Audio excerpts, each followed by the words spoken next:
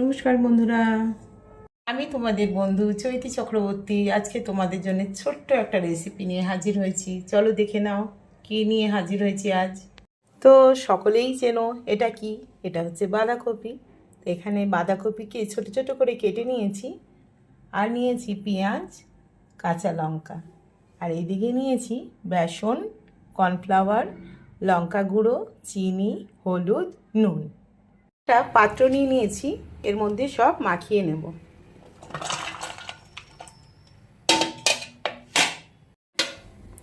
সব ঢেলে নিলাম, এবারে অল্প জল দিয়ে মেখে নেব।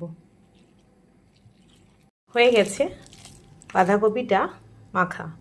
এবারে ছোট ছোট করে বড়া বা পকোড়া বানাবো। এবারে একটা একটা করে উল্টে দেবো। কালার চেঞ্জ হয়ে গেছে, এবারে তুলে নেব। তৈরি হয়ে গেছে বাঁধাকপির পকোড়া। এবারে গরম ভাতের সাথে কিংবা সন্ধ্যার চায়ের সাথে খেতে দারুণ লাগবে।